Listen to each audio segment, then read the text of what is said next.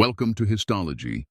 Caesarion's story, the son of Julius Caesar and Cleopatra, is among the most tragic in ancient Roman history, featuring political scheming, assassinations, and the fall of one of antiquity's greatest empires.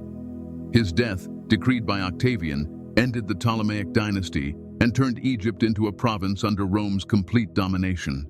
This account centers on the origins, life, and brutal fate of this young heir to Julius Caesar.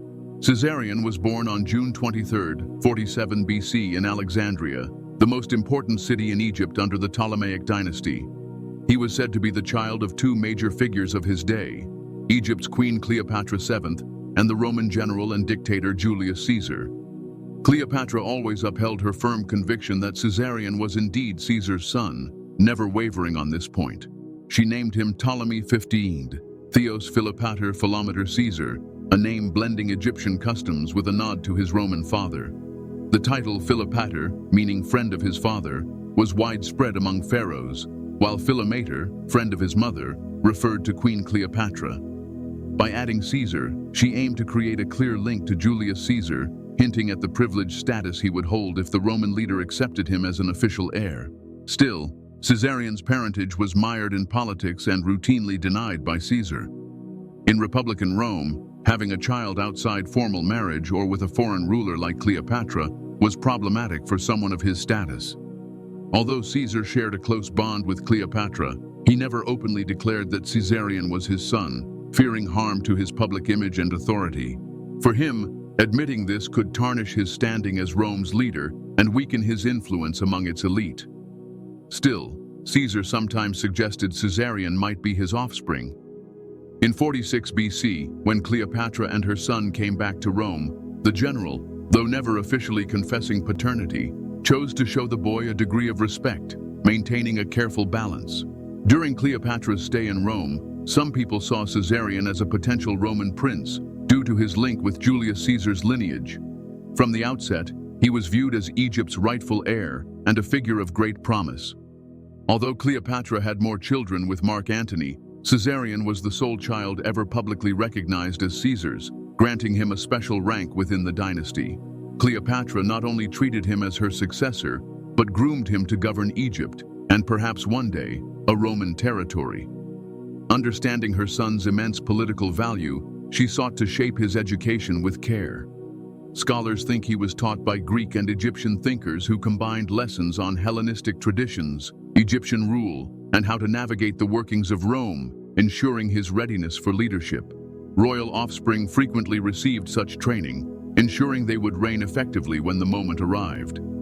During this phase, Cleopatra eagerly promoted Caesarion as Julius Caesar's rightful heir, emphasizing his claim at every turn. She shrewdly employed this idea to strengthen her status in Egypt and to form ties with any Roman factions that had once backed Caesar, securing broader support. Mark Antony, Cleopatra's partner in both politics and romance, began calling the boy Caesarion, meaning Little Caesar, a name that underlined his link to Julius Caesar's legacy despite his youth. The year 44 BC proved critical for Caesarion. Julius Caesar was murdered in the Roman Senate that March by a group of conspirators headed by Brutus, Cassius, and others. Yet his passing left power gaps in Rome and Egypt alike, and Cleopatra moved swiftly to promote her son's standing as a future leader. Armed with remarkable political skill, she realized that Caesarion's path as Egypt's ruler could be threatened if Rome fell into turmoil. This risk became clear with the ascension of Octavian, later Emperor Augustus, and Mark Antony, both major inheritors of Caesar's influence. Cleopatra quickly worked to safeguard her power by joining forces with Mark Antony, strengthening their bond through a personal relationship. Her goal was to solidify influence with Antony, while Caesarion's prominence grew in the Egyptian court. Still, Octavian's rise, as Caesar's chosen successor, created a dangerous threat for both Cleopatra and her son. Once destined to be Emperor Augustus, he viewed Caesarion as a direct rival. As time went on, the young prince posed a growing concern for Rome, since Egypt was seen as a challenge to its imperial dominance. Tensions were high, and Caesarion's parentage remained a point of debate. In 41 BC, Cleopatra journeyed to Tarsus in Cilicia, part of modern Turkey, where Mark Antony had taken command of the Eastern Roman territories. Sources describe their meeting as both theatrical and unforgettable. Plutarch, in his Parallel Lives, portrays Cleopatra as a master at captivating Mark Antony with her allure, cleverness, and political savvy. The couple went on to have 3 additional children in 40 BC and 36 BC, and under their shared leadership, Egypt's power saw a marked rise, reinforcing their alliance. Cleopatra wished Caesarion to be accepted as Caesar's true heir, yet Rome's climate was hostile to him. Mounting tensions between Octavian and Mark Antony heightened the strain. Octavian refused to acknowledge Caesarion as Caesar's son, seeing the boy as a direct challenge to his ambitions and a possible threat to the stability he sought. Octavian thus seized on this matter as a basis for war against Mark Antony and Cleopatra. Their conflict peaked on September 2, 31st BC, at the Battle of Actium. Joined in a single force, Mark Antony and Cleopatra took on Octavian's navy in a decisive engagement. Although the conflict briefly looked favorable for the Egyptian side, it ended in catastrophe. Mark Antony and Cleopatra's forces were overcome, forcing them to retreat to Egypt. This defeat at Actium inflicted a severe blow on both Cleopatra and Mark Antony's prospects, darkening their political outlook. Octavian now appeared unstoppable, and Cleopatra's dynasty was on the verge of collapse. Caesarion, as Egypt's heir and Caesar's child, faced mounting danger as Rome closed in. Though Mark Antony and Cleopatra tried to maintain control in Alexandria, their grip on power had already slipped. Octavian led his troops into Egypt, resolved to crush any remaining opposition. As the siege of Alexandria neared its conclusion in 30 BC, Mark Antony took his own life in a final act of despair. Once he was gone and Cleopatra was captured, Caesarion's prospects grew dire. At 17 years old, he was recognized as Egypt's rightful ruler, making him a direct obstacle to Octavian's ascent. Victorious, Octavian marched into Alexandria, seized the palace, and had Cleopatra's 3 youngest sons jailed. Cleopatra herself was presented before Octavian in a final attempt to negotiate some sort of arrangement. At this audience, she pleaded that he spare Caesarion, but Octavian showed little desire to grant Cleopatra's pleas.